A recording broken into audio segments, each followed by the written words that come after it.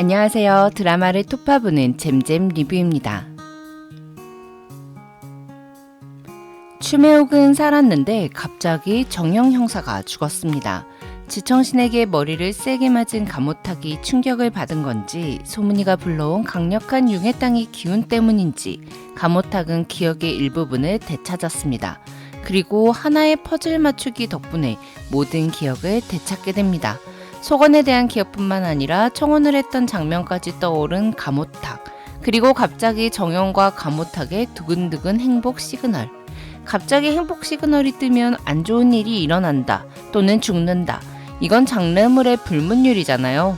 신명이한테 오물 파티를 열어주었던 그날 밤 고기 파티를 하며 행복 기운을 뿜뿜하던 카운터들이 결국 융에 올라가 경고를 받고 카운터 박탈 대참사가 일어났던 것처럼요.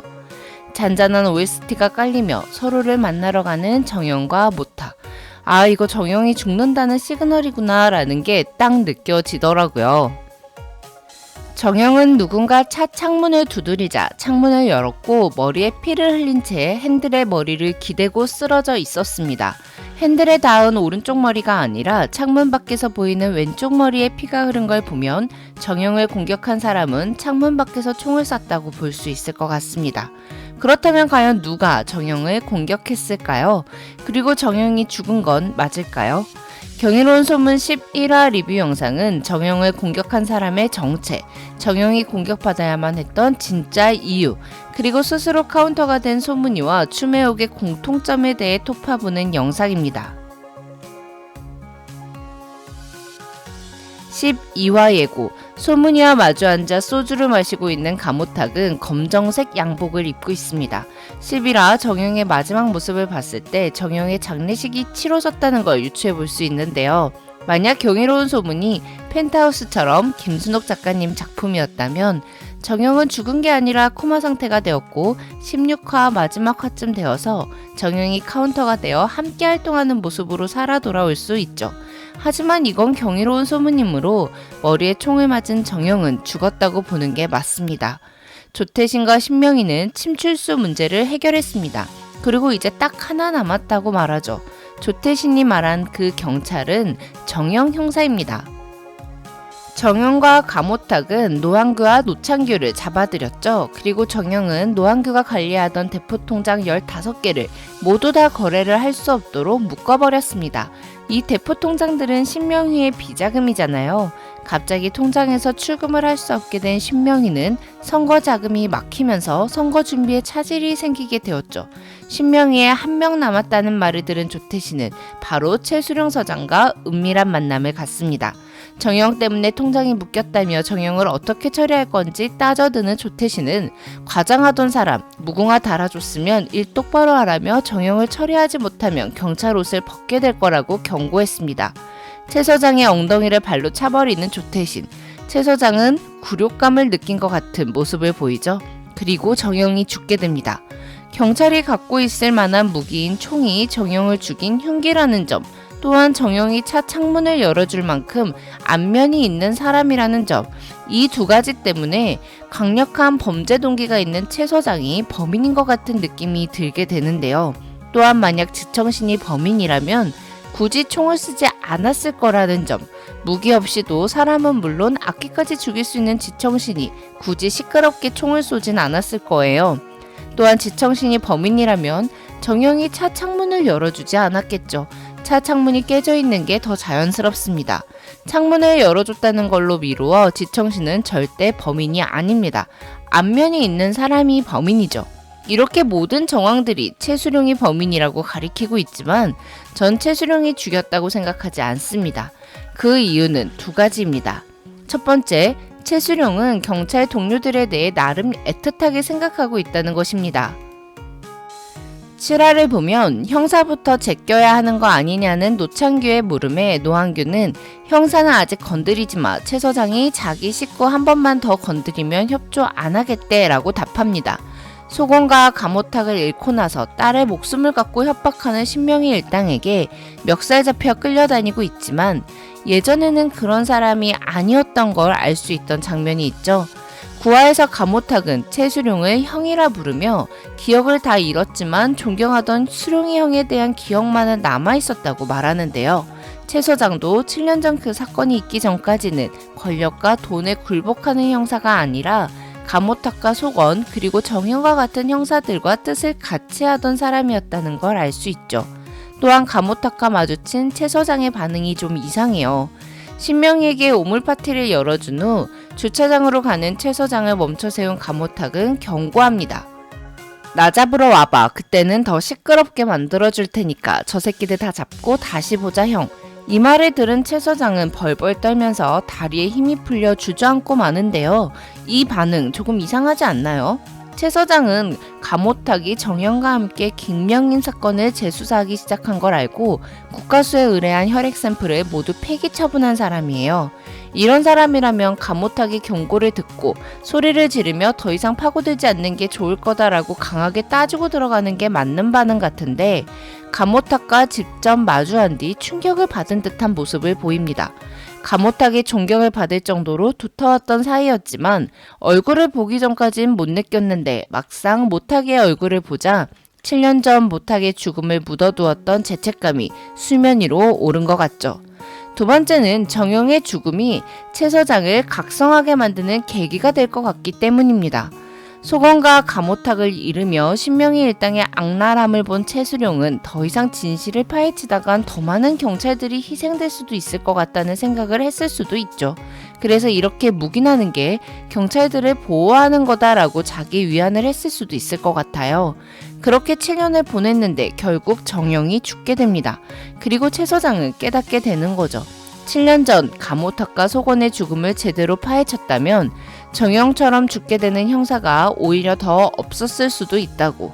7년 전에 묵인이 또 다른 희생을 만들었다는 걸 알게 된 채 서장은 가모탁과 카운터의 편에 서서 신명희 일당이 나락의 길에 들어서게 하는데 큰 힘이 되어줄 것 같아요. 또한 뒤를 봐주었던 모든 증거들을 세상에 내놓을 것 같습니다. 물론 채 서장은 그들의 뒤를 봐주는 대가로 초고속 승진을 했으므로 혜택을 누렸다는 걸 부정할 수 없죠. 그래서 채 서장 또한 스스로 모든 죄를 인정하고 죄값을 받을 것 같습니다. 진짜 범인은 지청신과 채 서장이 아니라 신명희의 사주를 받은 표과장일 것 같은데요. 표과장 다 기억하시죠? 신명희와 조태씨는 경찰 동료들을 건드리지 못하게 하는 채 서장 대신 표과장을 매수했을 수도 있을 것 같습니다. 채 서장도 과장에서 무궁화로 초고속 승진했듯이 표과장 또한 그런 비전을 내세운 거 아닐까요? 원래부터 비리경찰이었던 표과장은 이것저것 따지는 채 서장보다 다루기 편할 테니까요. 경이로운 소문 구화가 끝나고 카운터가 박탈된 소문이가 다시 카운터가 되는 방법에 대한 내피셜 영상을 올렸었는데요. 역시 소문이는 위겐을 스스로 불러들이면서 카운터가 되기를 직접 선택했습니다. 지청신이 자신의 힘을 키우기 위해 다른 악기를 죽이고 악기의 영혼을 흡수할 때 나온 녹색 연기는 죽은 악기 안에 잡혀있는 피해자의 영혼입니다. 그런데 원래의 이론이라면 악기가 죽게 되면 악기 안에 흡수되어 있는 일반인의 영혼은 소멸되죠. 그렇기 때문에 카운터들이 악기들을 소환할 때 절대 죽이지 않고 죽기 직전까지만 때리는 거잖아요. 악기를 죽이게 되면 그 안에 있는 영혼이 소멸되어 저승으로 가질 못하게 되니까요. 그런데 참 희한한 일이 발생했습니다. 지청신이 죽인 악기 안에 있던 피해자의 영혼, 즉 녹색 연기가 악기의 몸에서 나와 다른 방향으로 나가다가 갑자기 방향을 틀어 소문이의 몸으로 들어갔죠. 그리고 소문이를 통해 저승인 융으로 소환되었고 카운터도 아닌 소문이에게 융인들이 대화하는 소리가 다 들리게 되어버렸어요. 아시죠? 카운터들은 자신과 계약되어 있는 융파하고만 텔레파시 같은 대화를 할 수 있다는 거요. 다른 융인들과는 대화를 할 수 없는데 소문이는 그냥 융파들이 있는 그 현장의 목소리를 전체 다 듣게 됩니다. 피해자의 영혼이 융으로 소환된 것, 융파들의 이야기를 들을 수 있게 된 것, 이 두 가지 현상은 저승과 이승을 연결하는 문이 열려버렸기 때문이었죠. 즉 소문이는 소문이의 이름 그대로 저승과 이승을 연결하는 작은 문이었던 거죠. 그렇기 때문에 소멸되기 직전의 영혼이 이승에서 저승으로 가는 문인 소문이를 발견하고 스스로 문을 열어 들어가 융으로 소환될 수 있었던 겁니다. 그런데 이제 그렇다면 악기들이 죽어도 근처에 소문이만 있다면 그 안에 잡혀있는 영혼들이 소멸되지 않고 소문이를 통해 저승으로 갈 수 있게 되는 걸까요? 소문이가 저승과 이승을 연결하는 문이기 때문에 소문이는 위겐을 불러올 수 있었습니다. 다른 카운터들이 쓰러진 후 소문은 위겐에게 나에게 들어와 달라고 애원했죠. 그리고 위겐은 소문이의 몸에 들어가게 되는데요. 이 장면은 누가 봐도 위겐의 의지로 소문이의 몸에 들어간 게 아니었습니다. 소문이의 힘에 의해 위겐이 끌려 들어간 거예요. 즉 소문이는 다른 카운터들처럼 코마 상태일 때 용인과 계약을 해 카운터로 선택받은 사람이 아니라 스스로 카운터가 되길 선택한 사람이 된 거죠. 그리고 소문이는 융의 땅을 불러오는 게 사리가 아니었다는 것 또한 스스로 깨달았습니다. 그리고 스스로 힘으로 살아남은 사람이 한 명 또 있죠. 바로 추매옥입니다. 10화가 끝나고 위독한 추매옥을 살리는 건 각성한 소문이의 치유 능력일 거다라고 예상했던 저의 뇌피셜이 완전 틀려버렸어요. 뇌피셜 틀린 건 민망하지만 개인적으로는 아주 마음에 드는 장면이었는데요. 혼수 상태에 빠진 추매옥은 환상 속에서 7년 전 기억을 떠올렸습니다.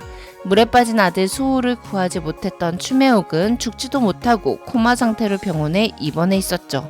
코마 상태에 빠져있던 추매옥을 위겐과 수호가 찾아왔고 추매옥은 아들의 얼굴을 확인한 뒤 나만 살아서 미안하다.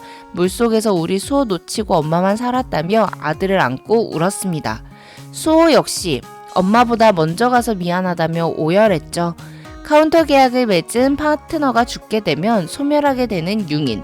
자신이 죽게 된다면 아들이 소멸돼 버리는 상황에서 추매옥은 7년 전 수호의 손을 놓쳤던 그때를 기억해내며 또 다른 후회를 하지 않기 위해 다시 한번 힘을 냈고 병실 밖에서 울고 있던 카운터들에게 오케이 사인을 보냅니다. 누군가의 도움, 즉 소문이의 치유 능력 같은 것으로 추매옥의 생명을 구하는 것도 훈훈하고 좋지만 추매옥 스스로의 힘으로 내 자신과 내 아들을 지켜내는 모습이 너무 멋지고 감동적이었어요. 사실 추매옥은 히어로와 가장 안 어울리는 캐릭터잖아요. 악기를 잡는 것 또한 가모탁과 하나가 더 뛰어나다고 볼 수도 있을 거예요. 하지만 추매옥은 카운터들 생명을 지키는 일에 누구보다 앞장서는 사람이고 꼭 필요한 사람이죠. 태어나고 국수집으로 돌아와 식사를 하면서 아파하는 카운터들을 보며 조금만 기운 차리면 싹 다 고쳐주겠다고 말하는 추매옥의 대사. 전 이런 부분이 찡하더라고요. 어떻게 보면 추매옥은 정말 가장 강력한 힘을 갖고 있는 캐릭터입니다. 히어로와 가장 안 어울리는 모습을 한 추매옥의 카운터 특화 능력이 치유라는 것도 아들 수호를 지키고 싶었던 마음이 반영되면서 내 사람들을 지키려는 마음이 반영되었던 것 같아요. 그렇게 스스로 자신과 수호의 목숨을 지켜낸다는 거, 지금 와서 생각해보니 너무 당연한 거였습니다. 내가 대통령이 될 사람 같냐는 질문에 후보님은 흐름을 타셨습니다 라는 비서의 대답. 이거 너무 소름 끼치지 않았나요? 자격이 필요한 게 아니라 흐름을 만든다는 거. 이제 웬만하면 못 꺾습니다 라고 하였지만 우리 카운터들은 웬만한 사람들이 아니죠. 12화 예고를 보니 최작물이 돈의 힘을 사용할 듯 싶은데요. 선거자금 50억, 탈취 성공 빨리 보고 싶네요. 지금까지 드라마를 톱파부는 잼잼 리뷰였습니다. 감사합니다.